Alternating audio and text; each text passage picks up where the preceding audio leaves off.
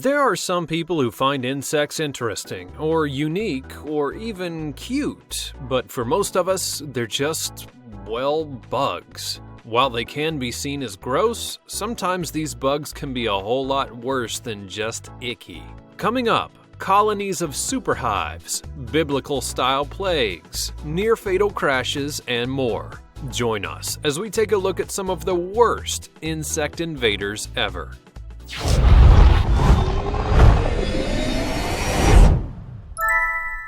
Locusts. Insects have been the bane of farmers for thousands of years, and this is one of the originals. Straight out of the Bible, our first invader is the locust. All locusts are actually grasshoppers, but not all grasshoppers are locusts. The thing that separates the two is the act of swarming. A single locust is not really that bad, but when the population increases too much, something gets triggered in the creatures, and they create sky-darkening, ravenous clouds that can devastate crops.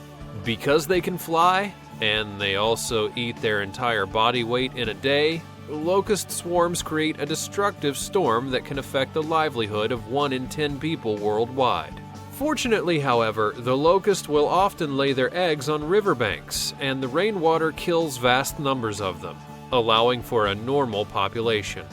However, in 2014, Albuquerque, New Mexico had such a dry winter that most of the eggs survived, creating a swarm of locusts that was so large it showed up on weather station radar.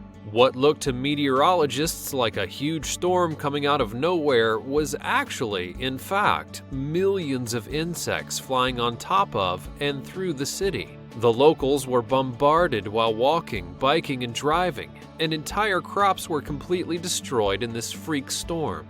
Despite the intensity of this swarm, it gets much worse on other continents. African locust populations can sometimes be in the billions, devastating thousands of miles of vegetation and turning fields into deserts. Mormon crickets. Sometimes these localized insect swarms don't just destroy crops, but they also make things tough on roadways.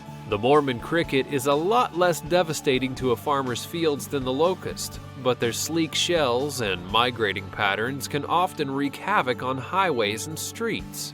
There have been numerous cases of cars running off the road and skidding into ditches because of mass quantities of these bugs.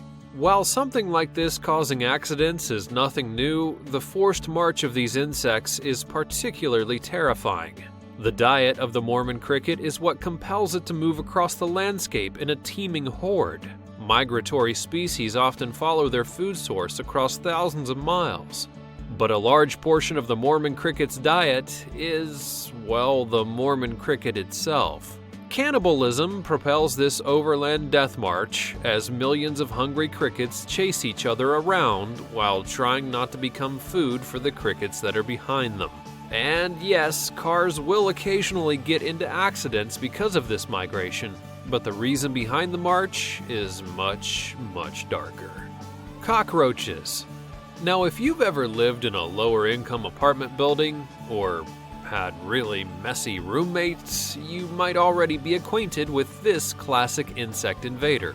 The cockroach, which dates back some 320 million years, is an ancient pest known for its resilience. And that's because it's also known to be able to eat anything and survive terrible conditions. The resourcefulness and adaptability of the cockroach is so intense that it's able to survive without food for a month or more, and live for an entire week without its own head.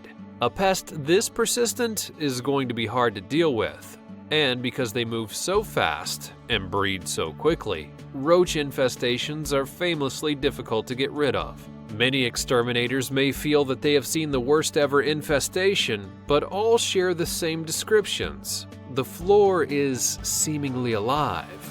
It moves. Roaches, alive and dead, litter the ground and thrive in every corner.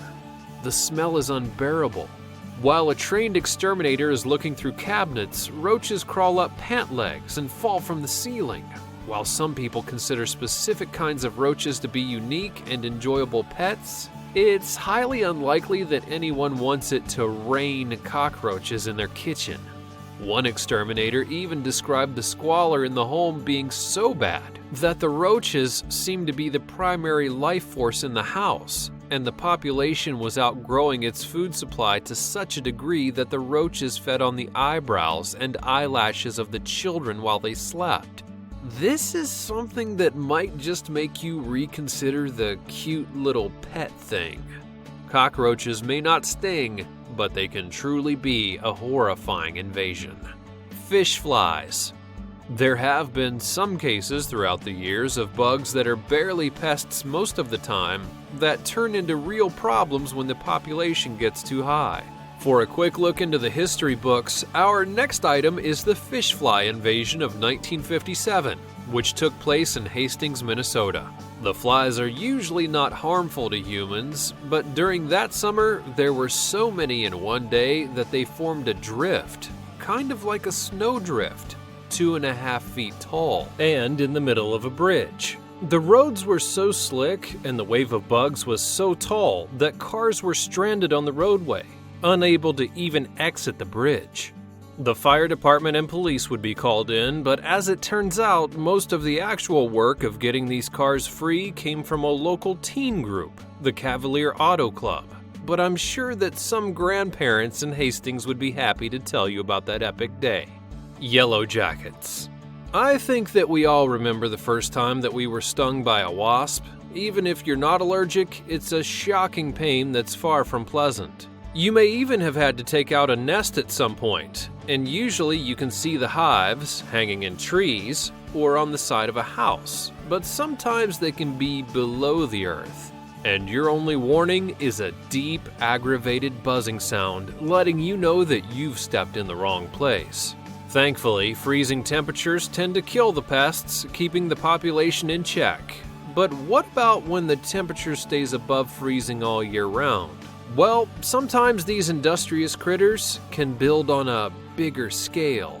Yellow jackets have been known to create super hives with multiple queens after the first year, and these structures are absolute nightmare fuel. Thousands of angry stinging warriors fly out from pulpy nests the size of a dishwasher, all riled up and eager to hurt you. While this is pretty bad, a Florida entomologist discovered the largest collection of yellow jackets, and it's absolutely terrifying.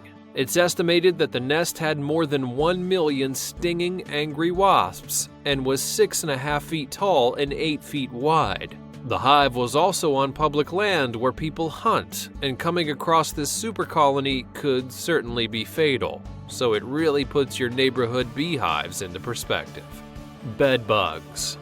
The old goodnight call and response that you probably had as a kid has now taken on a new terrifying meaning as many people are trying desperately not to let the bed bugs bite. Infestations of the nocturnal critters are on the rise, due partially to their increased resistance to pesticides, and they're one of the worst insect invaders in North American homes.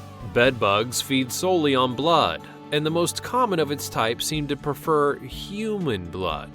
Despite the name, bedbugs can live in various parts of the home, from books to wallpaper to even clothing, and obviously prefer the bed as a place to get a nighttime snack. Bedbugs are not known to transmit disease, but they do leave unsightly and painful bites that can bloodstain your sheets. The bugs themselves are notoriously difficult to get rid of because of how strong and hidden their eggs are.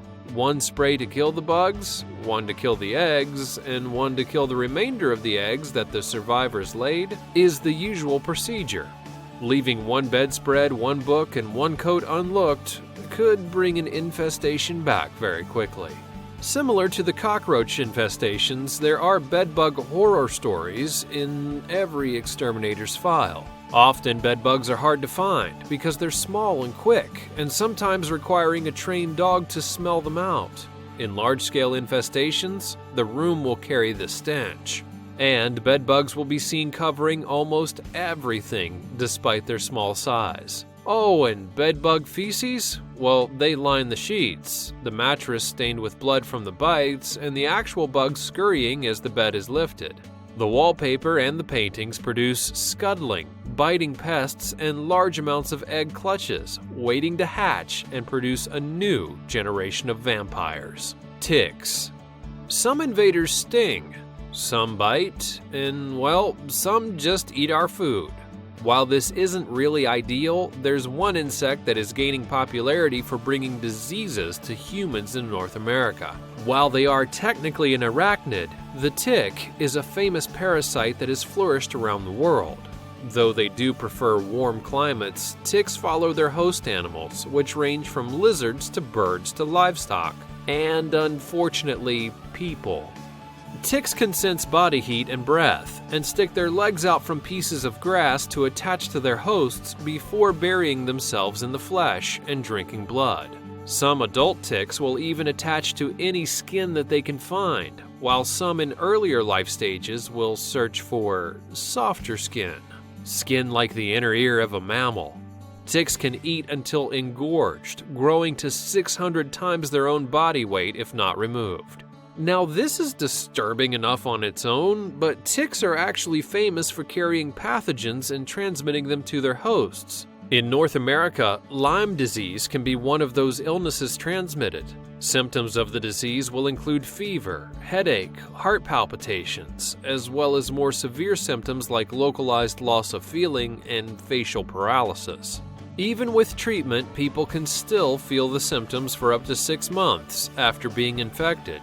And if the disease goes unchecked, permanent disabling effects can occur, such as partial paralysis and impairment to motor functions. In rare cases, the disease will even affect cognitive response, sometimes changing a person's personality and causing insomnia and depression.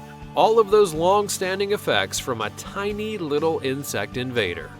Approximately 300,000 people in the United States are affected by Lyme disease every year. But there's still hope, though. Ticks with Lyme disease often need to be attached for 36 to 48 hours before they can transmit the disease, and catching it early enough will most often stop the spread of more chronic effects.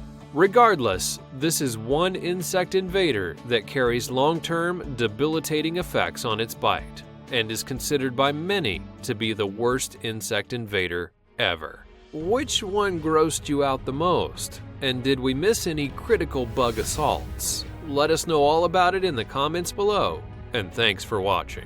Tapeworms. Now, we all know the risks of getting a tapeworm when we chow down on a delicious roll of sushi, but not all tapeworms are satisfied with living in your intestines. In Phoenix, Arizona, Rosemary Alvarez experienced blurred vision, along with numbness in her arms and legs.